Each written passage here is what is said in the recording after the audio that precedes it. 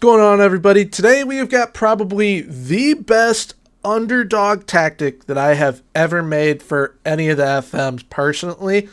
This tactic is absolutely fantastic, and the teams that we tested with, it allowed every single one of them to win the league. So today we've got my 4-2-3-1 Prancing Pony, which for those of you that are Lord of the Rings fans, you'll know that that is the name of the pub at the beginning in the very first Lord of the Rings movie. And being that one of the teams that we tested with was Ipswich Town, they got a horse on their logo, I was like, you know what? Let's call it the 4-2-3-1 Prancing Pony.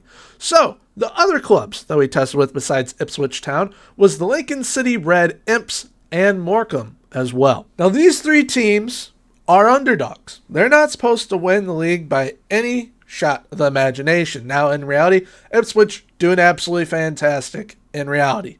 Within the game, they're supposed to finish in 10th, Lincoln City 14th, and Morecambe 17th. And like I said previously, all three ended up winning the league. You have Ipswich winning the championship, scoring 102 goals on 107 points. You have Lincoln City winning the league, scoring 102 goals on 95 points. Then you have the side that was the longest of long shots to win the league. Media prediction of 17th. They ended up winning the league, 102 goals, 94 points. And also Lincoln City also got to the Papa John's Trophy final. Unfortunately, they lost out to Bristol Rovers. So, how does this tactic line up? Well, it's a 4-2-3-1, and it is pretty aggressive.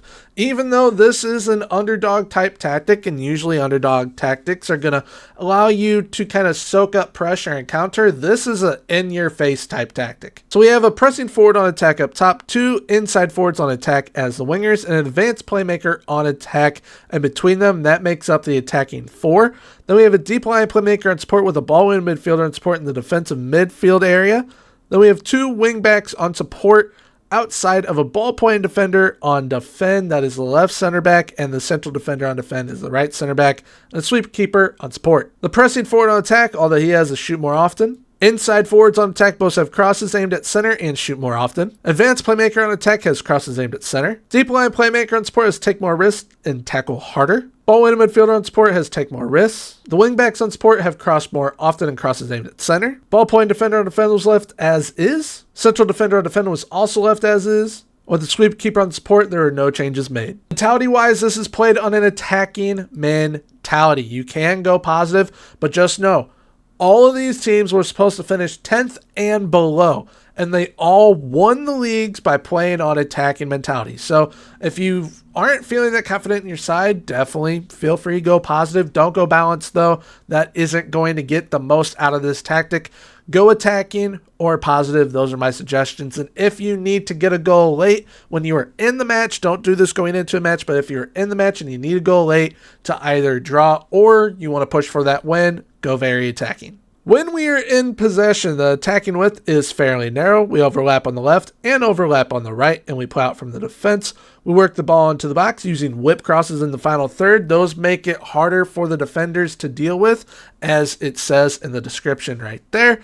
We have shorter passing directness, hence that fairly narrow attacking width, and slightly higher tempo, which, if you want to, you can go higher tempo as well. When in transition, we counter press and counter, distribute quickly to the fullbacks and center backs, aka distribute to the defense, and we roll the ball out. And when out of possession, we have a high press line of engagement, a higher defensive line, and much more often trigger press. And if you would like to download this tactic, there will be a link down below in the description to my Discord. That is where you're going to be able to download the tactic from. But now we're going to head over to tacticalboard.com, which is one of my favorite tools to utilize when showcasing these tactics. So here we have that 4-2-3-1. We're going to be discussing how it builds up, how it is in defense, and all the different passing options that will be available to your player so that you kind of understand how this system is going to work for you. So first things first, we're going to be covering how it is in the attack. How is the buildup? In the first place that we go is that pressing forward on attack, because they don't really have to go anywhere. The deepest that they will probably go is around where your number 10, your attacking midfielder is, that advanced playmaker on attack. That's as deep as they will probably go, but they will be up here a majority of the time, trying to just be a menace and win that ball back for you. So they are basically in position already. The inside forwards, however, are going to cut in and kind of play like wide strikers. You have that advanced playmaker on attack who's also going to come up. Your ball-winning midfielder and support is going to be right around here. Same with your deep line playmaker. You will have two playmakers up here at the same time, which is completely fine because one playmaker might be here and the other will be here, or it'll be like this, so they have one on each side. But you also will have your wingbacks coming up as they are instructed to overlap and look for that overlap and try and get in there for creative purposes. So you kind of have like 4 playmakers up there, and everyone is able to finish off a chance as well. Then that ball playing defender comes up and that central defender comes up as well, kind of creating like a front 5. It's like a 5-1-2-2 in a way, but even though it looks kind of wonky, you're going to bang in loads of goals. So now that we covered the attack, we're going to cover the defense. How does it look like in defense? Say you are being countered and you're able to stop that counter. That wingback's going to drop down. Same with that wingback as well. Deep line playmaker and ball in mid forward come closer to your central defenders. Your inside forward's going to be right around here. Then you have an advanced playmaker right around here, and you're pressing forward right around here, kind of creating like an asymmetric defensive 4-4-2 in a way. That is how you are going to defend a majority of the time, or you'll be defending in a 4-4-1-1. Those are going to be the 2 defensive formations that you'll be seeing from your side. And being that it drops into this kind of 4-4-1-1 or the asymmetric 4-4-2, you are able to then counter straight away right back into that 4-2-3-1. As you see, everyone is kind of able to get right back to doing their jobs as normal. But now we're going to be talking about all the passing scenarios. How is it going to look when your team is moving about the ball? Because it is going to look damn near majestic when they are moving the ball about. All right, so here are all the passing lanes that you will most likely be seeing when your team is building up into the final third and moving the ball about. You have one box back here with the 2 central defenders and your 2 defensive midfielders, and then you got about double digits in triangles for tiki-taka play. Everyone has an option. Some have multiple options, such as your deep line playmaker and your ball winning midfielder.